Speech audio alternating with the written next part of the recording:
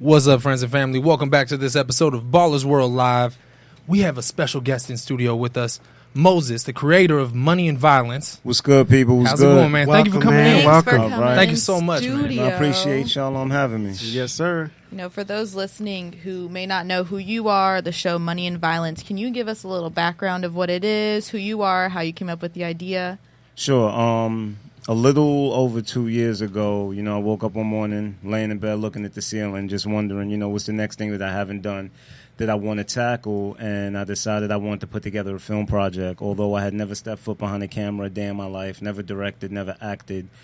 I basically went out, got me a camera, got a microphone, got all my friends together, and put together a 25-episode first season of a web series that I threw on YouTube, which pretty much kind of became like the #1 web series in the world, like over 70 million views. Like Wow. crazy. And right now, we're going on our third season, and the reason I'm out here in LA is because, I'm doing pitch meetings with all the major networks to basically get us to cable or to a major streaming platform like Netflix or something on next season. That's Man. amazing. And you've heard it a million times, but congratulations, man. Yeah, No, man, thank you. That's huge. I try to teach myself editing. I did like the college class, man. I still struggle. I'd be like, yo, you're good at editing. Come do my project, man. Come look it up. I learned how to edit watching YouTube tutorials. So it was like when I shot the first scene, I pretty much had my desktop and I had my laptop right next to it, and I had the editing software, and I was just watching the YouTube tutorials and just learning it as I went along. So, it's a testament to the fact that, listen, man, anything you set your mind to, the biggest obstacle that we all have that we don't know is the fact that we don't realize that we're the only one standing in our way. Exactly. Well, I have a question.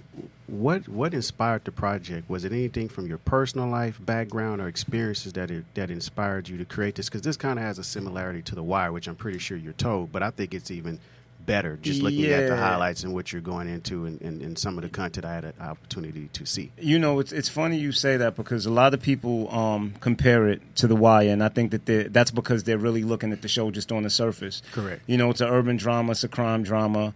You got guys, selling drugs, whatever, doing stick-ups and this and that. But at the end of the day, the difference with the show is that on The Wire, you had a group of guys who were fighting for control of the drug trade in Baltimore. Correct. They were fighting for power. But on this show, you just have a group of guys who are just trying to survive. The reason I made the show was because there's a group of people who, under normal circumstances, most of us will cross the street to avoid, But when you get to know them, every time they're depicted on television, man, like, they just depict them as so evil, like they're not regular people, when the truth is, had they not grown up in the neighborhoods they grew up in and basically been exposed to the things they were exposed to, they would be doing almost anything other than what they do, Right. So the whole thing with the show was just showing you that these are regular people put in, really bad circumstances, not even to justify what they do, but just so people could go, even though I don't agree with it, I get it. Absolutely. Was there any challenges you faced in creating the show? I faced a whole lot of challenges. Can you tell us a little bit about the main them? ones, I mean, everything from, you have to understand that my entire cast were pretty much my friends, unexperienced actors. So, giving them direction also as well.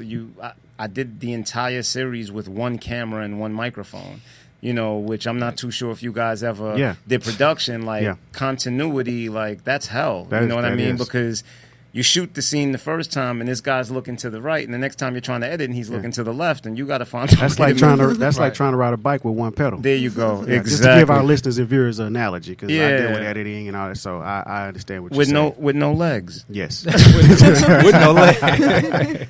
Well, let me ask you this: as far as like the when you look at what you had to go through, I mean, literally, you woke up one day and decided I'm going to pursue this, right? Because you had tried different things in your career. I tried. What was that motivating factor? Because, most people would say, man, I'm going to wait till I get my money in my pocket. I'm going to wait till things line up right. Then I'll get started. You started, from what I understand and listening and watching your interviews, with nothing. Yeah, I mean, keep in mind that, this wasn't my first crack at making something happen.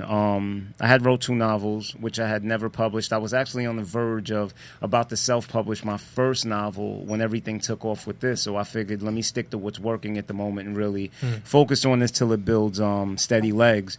But It was just basically the drive, man. Just something has to happen, because what I believe is that true failure only occurs at death.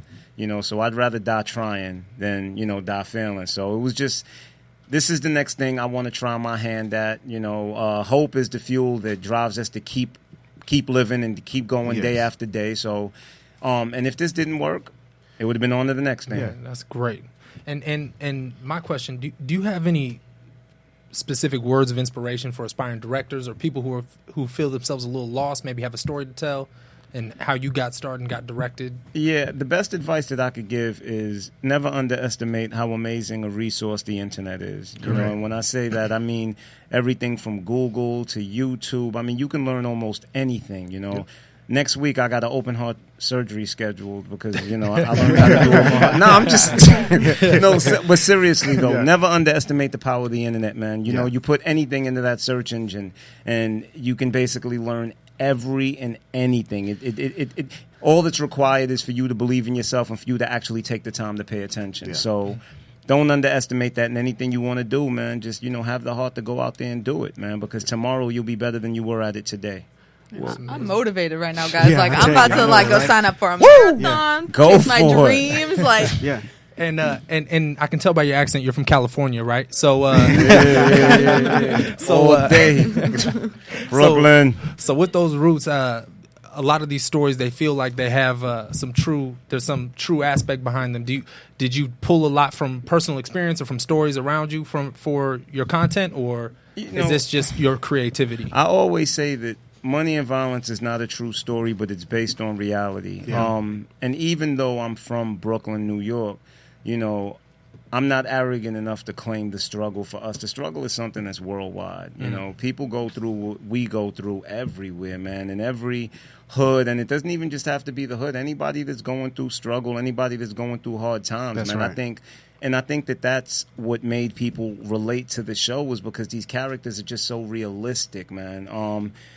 I always see the quote-unquote bad guy as depicted as so one-dimensional. Yeah. And it's like, no, man. Like, they laugh, they fall in love, bro. They go home and they hug and they kiss their kids just like you. Like, I think it's amazing that you not only were able to pull this off, but to have the magnitude of success that you're having with, don't take this the wrong way, but actors with no names. Yeah, well, or no experience or no talent. I mean, this really, I think, changes the game, because, like, again, oftentimes you're going to think, hey, if I'm going to write this script or whatever, I need this famous person to play in it or be a part of this to get this to blow. And you didn't take that approach. No, I mean, why not, if you don't mind me asking? It's funny you say that, because it's like once we really started picking up steam towards the middle of the first season, I had offers from a lot of rappers, a lot of hip-hop artists that wanted to be on the show.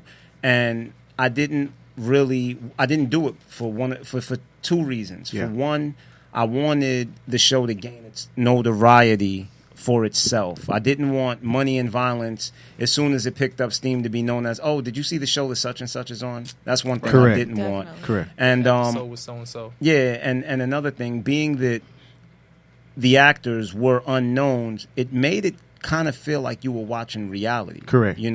Because even when I wrote the script, exactly. I wrote the script week to week, so I put a lot of socially conscious issues in there. Whatever's going on the news was also involved in the storyline. Like when the whole thing happened with Eric Garner, we touched on that. Correct. So there were like parades that happened in Brooklyn on Monday, and when we aired the show the next day on Tuesday, the characters were at that parade. Wow. So, people felt like, wow, like it just really felt realistic. Yeah, I think that's dope. I mean, not only, did you take that approach, but you're giving I'm assuming, childhood friends or people that you've grown up with an opportunity to get on, like to give themselves, a jump start perhaps in their careers. Because then, you think about guys like Jamie Foxx, people don't even know Jim Carrey started out on In Living Color. Yeah. They all think he just started out doing funny movies, but there was a base that this started from. So you're employing people, giving people an opportunity, and I think that's great. Yeah, and with you saying that, a lot of my actors, a lot of my friends who were on the show actually discovered a talent that they didn't even know they had. And, some of the actors even went on to be in major motion pictures. Yeah.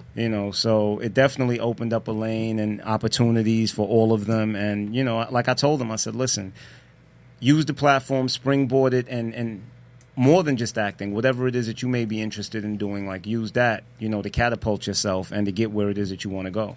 Yeah, well, before we go to break, you just signed, I think you signed a deal or you're about to execute a deal with Lionsgate, am I correct? No, we actually do have a deal with Lionsgate, and that's to get us to a major network, to a major cable network soon. So right now, so when can we expect to see that? And where can people go to follow you and connect so they can be ready when it drops? If they haven't already. Because this is a big project, and like I was telling you guys, it's going to give The Wire a run for its money. I mean, hands down, it already is. God willing, man. And, there's a lot going on, but I don't speak till the ink dries. Correct. But I feel you on that. But if you guys, want to keep up with what's going on, you can follow me on Instagram at Cloud9TV_. That's CLOUD, the number 9. TV _, or you can follow me on Twitter at Motivation. That's M as in Michael, O, E as in Edward, TIVATION, or follow me on Facebook at Rafe from Money and Violence. You guys get that? There it is. Tune in. All right, well, we're going to go to break, and we will be right back. Thank you for having me. Thank you for sharing. Thanks for coming on, man. And DJ Miss D is going to take us out. Brooklyn and L.A. Hey.